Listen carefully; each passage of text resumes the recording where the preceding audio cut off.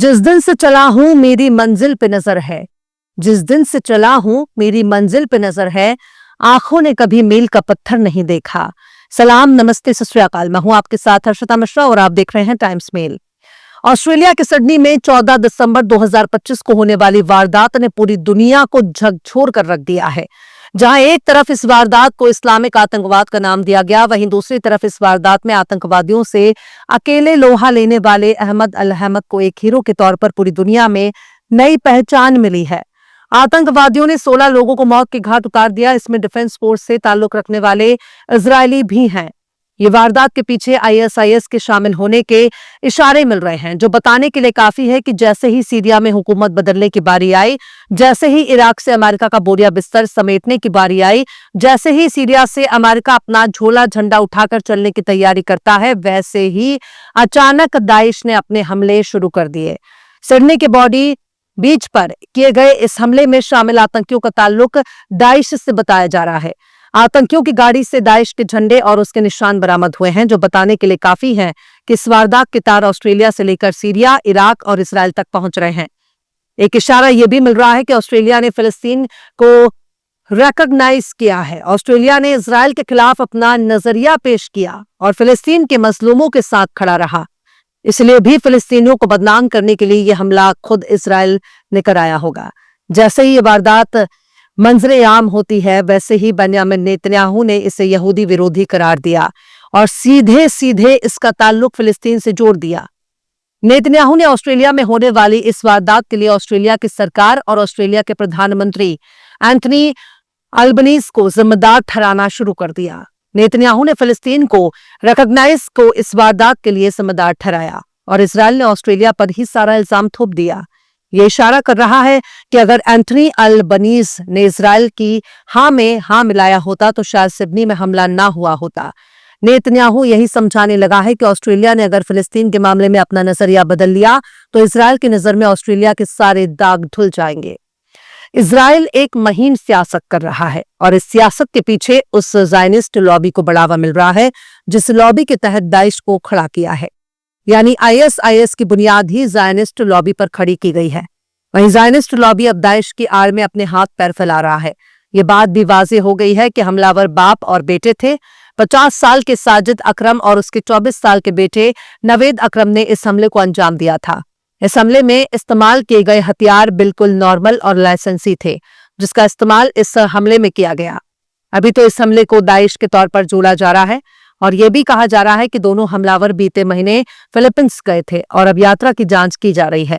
शायद ये हथियारों की ट्रेनिंग के लिए भी गए होंगे, क्योंकि उनके तार दाइश से जुड़ रहे हैं। जिस समय ये वारदात हुई उस वक्त मौके पर पुलिस हाथ पैर जोड़कर खड़ी थी, मानो वो खुद ही हमलावरों के सामने सरेंडर हो गई हो।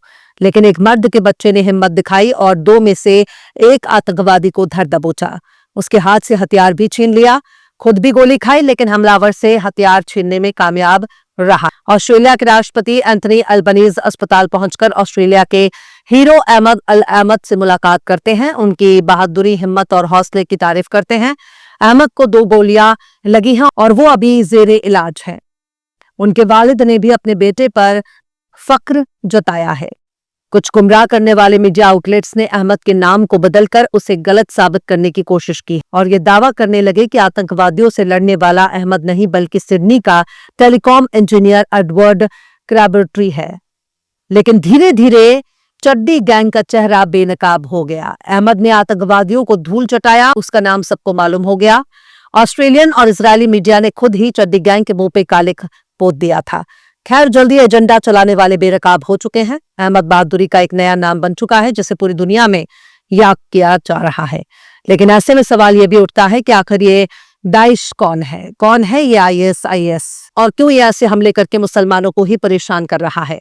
क्या ये फिलिस्तीनियों के लिए लड़ने वाला कोई गिरोह है या फिर सिर्फ यूरोप, अमेरिका और इसराइल के लिए काम करने वाला एक खुफिया गिरोह? साल 2011-12 के दौरान इराक और सीरिया की सरजमीन पर एक ऐसा आतंकवादी संगठन खड़ा हुआ जिसने इराक और सीरिया पर अपनी हुकूमत कायम करने के लिए लाखों मुसलमानों को कत्ल करना शुरू कर दिया। मुसलमानों की मस्जिदें, उनकी इबादतगाह, उनके स्कूल, कॉलेज, यूनिवर्सिटी और मदरसे को नेस्तो नाबूद करने लगा। इन आतंकवादियों ने सीरिया में सिविल वॉर की आड़ में अपने पैर जमा लिए। ये खुद को कट्टर इस्लामिक जिहादी कहते थे, लेकिन इनके निशाने पर ज्यादातर मुसलमान ही रहे थे।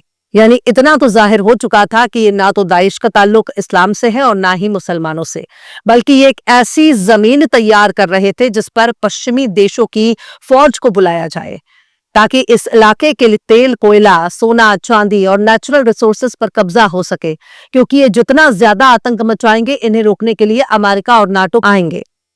और हुआ भी यही। इनके पास सबसे ज्यादा अमेरिका के बने हथियार थे। ये हथियार कहां से आए, कैसे आए, और दुनिया भर में जितने भी हथियारबंद संगठन हैं, उनके पास किसी न किसी तरह से अमेरिका के हथियार क्यों पहुंचते हैं?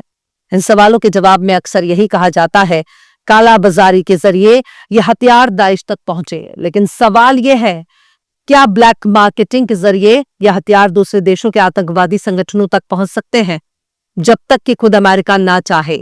और फिर अमेरिका ही उनसे लड़ने के लिए क्यों जाता है? दुनिया में और भी तो देश हैं, जैसे कि ईरान ने खुद दाइश के खिलाफ मोर्चा खोल रखा है। IRGC को दाइश के खिलाफ ऑपरेशन में लगा दिया, जिसकी वजह से दाइश को नुकसान होने लगे। IRGC के चीफ कासिम सुलेमानी उसी दौर में सुर्खियों में छा गए थे, क्योंकि उन्होंने ईरान की IRGC को दाइश से जंग लड़ने के लिए लगा दिया था और सीधे दाइश को टक्कर भी देने लगे थे। लेकिन दाइश को घुटनों पर लाने वाले सुलेमानी को आखिर में अमेरिका ने ही कत्ल कर दिया। तब यह भी सवाल उठने लगा था कि आखिर कासिम सुलेमानी से अमेरिका को क्या दिक्कत हो रही थी। उस वक्त यह भी सवाल उठने लगा था कि कासिम सुलेमानी ने दाइश को उनके मंसूबे में नाकाम कर दिया था, उन्हें आगे बढ़ने नहीं दे रहे थे, इसलिए उन्हें दाइश के रास्ते से हटाने के लिए खुद अमेरिका को ही सामने आना पड़ा। उस वक्त डोनाल्ड ट्रंप के हुक्म पर कासिम सुलेमानी को हवाई हमले में मार दिया गया। इस हमले को दाइश भी अंजाम दे सकता था, लेकिन जो ताकत अमेरिका के पास थी, वो ताकत दाइश के पास नहीं थी। इसलिए कासिम सुलेमानी को रास्ते से हटाना अमेरिका की मजबूरी बन गई और उसे खत्म करने के लिए खुद अमेरिका को सामने आना पड़ा। अब आप बखूबी अंदाजा लगा सकते हैं ISIS का माई बाप कौन है, दाइश का आका कौन है, और ये भी तारीख के पन्नों में रकम है कि अलकायदा का मालिक कौन है। इसलिए कोई भी अरबी नाम सुनकर गफलत में आने की जरूरत नहीं है। ये लोग अपने नाम में इस्लाम लिखते हैं और अरबी नाम का इस्तेमाल करते हैं, लेकिन इनके निशाने पर मुसलमान ही होते हैं और मुसलमानों का कत्ल करके ये उनकी जमीनों पर कब्जा कर वहां विदेशी सैनिकों को बैठा देते हैं, जो सालों साल तक तेल के कुओं पर कब्जा जमाए रहते हैं, वहां के खजाने लुटते रहते हैं। अभी भी मिडिल ईस्ट में यही हो रहा है, लूट का काम जोर शोर से चल रहा है। बहरहाल चलते चलते आखिर में अमीर मिनाई ने भी क्या खूब फरमाया है, कौन सी जा है जहां जलवाए माशूक नहीं, कौन सी जा है जहां जलवाए माशूक नहीं, शौक दीदार अगर है तो नजर पैदा कर। फिलहाल इस खबर में बस इतना ही। इस पूरी खबर को शम्स तबरेज ने लिखा है, जिन्हें आप ट्विटर पर भी फॉलो कर सकते हैं। ट्विटर हैंडल है @शम्स तबरेज काजी। वीडियो आपको कैसा लगा कमेंट बॉक्स में जरूर से बताइए। वीडियो पसंद आए तो लाइक करें, शेयर करें और बेबाक निष्पक्ष स्वतंत्र पत्रकारिता को सपोर्ट करने के लिए आप हमारे चैनल टाइम्स मेल को जरूर से सब्सक्राइब करें। और हाँ, बेल आइकन की घंटी वाली बटन आप जरूर से दबा दें, ताकि आपको हमारे आने वाले नए वीडियो की नोटिफिकेशन फौरन ही मिल जाए। फिर मिलते हैं किसी और वीडियो में एक नई खबर के साथ। हर्षिता मिश्रा को दीजिए इजाजत। जय हिंद। अगर अभी तक आपने हमारे चैनल टाइम्स मेल को सब्सक्राइब नहीं किया है, तो जल्दी से सब्सक्राइब कर दें और बेल आइकन भी प्रेस कर दें।